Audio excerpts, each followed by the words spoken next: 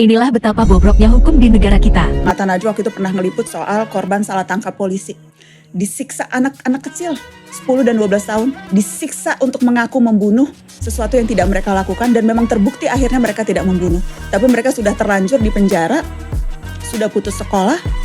Orang tuanya sudah habis uang jual motor untuk bayar selnya di penjara yang seharusnya tidak mereka tempati, begitu ya. Dan ketika mereka meminta ganti rugi pada negara atas kerugian yang dialami, ganti ruginya juga mintanya kecil, nggak sampai 200 juta.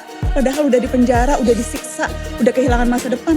Itu pun ganti ruginya tidak diberikan oleh negara, ditolak oleh pengadilan. Apa yang terjadi setelah itu? Mata Najwa bekerja sama dengan LBH Jakarta dan kitabisa.com, kita buka crowdfunding. Ayo kita patungan bayarin 2 anak ini supaya sekolah. Kurang dari 24 jam ratusan juta terkumpul, bisa nyekolahin sampai insya Allah kalau mereka mau kuliah. Setelah mendengar dan menonton video tadi, apa perasaan Anda, sahabat? Baiklah, bagaimanapun juga dunia harus berjalan dan kita harus ubah. Dan kita mulai dengan mendiskusikan tentang geopolitik dunia. Ketika Ibrahim Traore dikudeta 2 kali dalam 1 bulan ini, walaupun gagal atau bisa digagalkan, apakah hal itu bisa terjadi karena Wagner kekuatannya berkurang? Apakah kalau ada Wagner yang mau mengkudeta jadi tidak berani? Rencana plot kudeta di 4 negara yang baru dikudeta dengan bantuan Wagner yang dulunya dipimpin pemimpin boneka ciptaan Prancis dalam 3 tahun ini agaknya mulai akan diambil balik oleh Prancis. Di mana Prancis menyerang juga melalui kaki tangannya di dalam negeri masing-masing untuk menggulingkan pemerintah kudeta seperti di Guinea, Mali, Burkina Faso, dan Niger. Peristiwa ini menjadi perhatian dunia. Tentunya perhatian dunia internasional, bukan dunia di negara Indonesia yang terlalu sibuk dengan import beras dari Tiongkok, di mana ada lebih dari 20 negara menolak memberikan atau mengekspor beras ke Indonesia. Ya, karena kebijakan akan beras di dalam negeri memang selama ini bergantung pada kakak tertua Tiongkok. Dan ketika manajemen pertanian dalam negeri kacau, ya import dari kakak tertua solusinya. Negara lain mana mau bantu?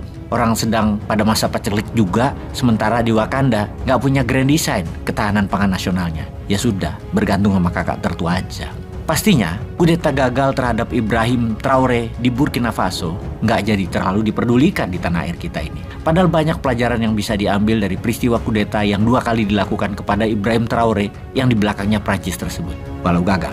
Atau hubungan pejabat-pejabatnya lagi bingung ngurusin bagaimana mengatur kata-kata atau membangun narasi agar rakyat nggak mempertanyakan hutang kereta cepat yang bakal nggak lunas-lunas itu. Supaya fokus, supaya pakai aja deh barangnya, pakai aja deh keretanya. Yang penting Indonesia punya alat transportasi massal. Ngutang kek, dikasih kek, ditukar dengan sumber daya alam kek. Pokoknya rakyat nggak usah tahu kalau ternyata kereta cepat tak bakal balik modal sampai 1 abad lamanya. Bayangin, kereta penuh tuh isinya kira-kira 556 penumpang dengan tarif kira-kira saat ini katanya 228.800 perak sekali jalan. Kereta cepat mengantongi pendapatan kira-kira 127 jutaan. Berarti sehari jika kereta cepat itu terisi penuh terus dalam 22 perjalanan bolak-balik pendapatannya sekitar 2,798 miliar.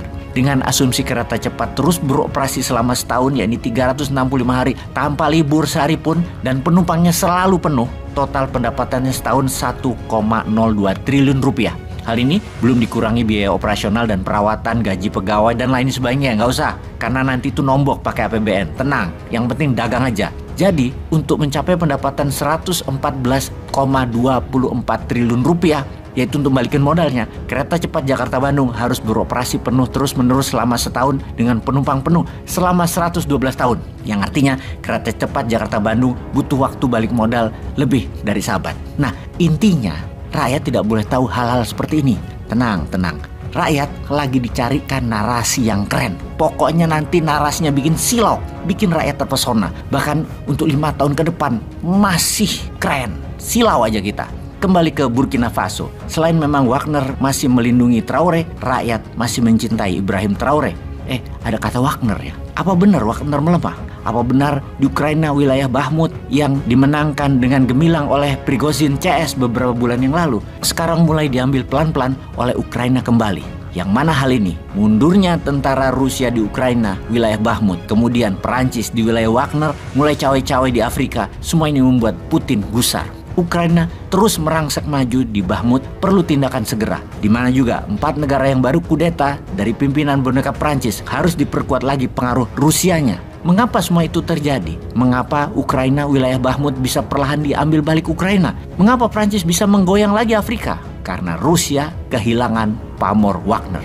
Rusia tidak punya Wagner di garis depan peperangan tersebut. Lalu bagaimana Putin merubah permainannya sekali lagi? Maka kemarin Putin memanggil 2 orang ke Kremlin. Yang satu adalah Deputy Defense Minister atau Wakil Menteri Pertahanan Rusia. Yang satu lagi adalah pahlawan veteran perang yang juga merupakan senior Wagner Commander bernama Andrei Troshev. Dia memiliki call sign Sedoy atau The Grey Hair Man atau manusia berambut putih.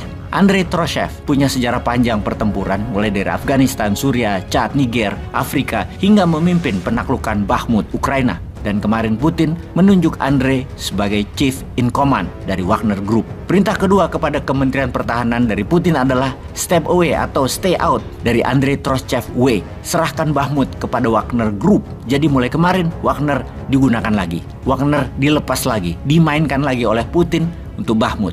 Andrei Troshev sekarang mengatur ulang lagi pasukannya yang terbelah 3 lokasi pertama di Ukraina, kedua di Afrika, dan sebagian masuk menjadi tentara resmi Rusia. Putin memerintahkan untuk menggerakkan 25.000 tentara Wagner dengan 2.000-nya di Afrika. Sisanya fokus kembali ke Ukraina. Welcome back, Wagner. Peace.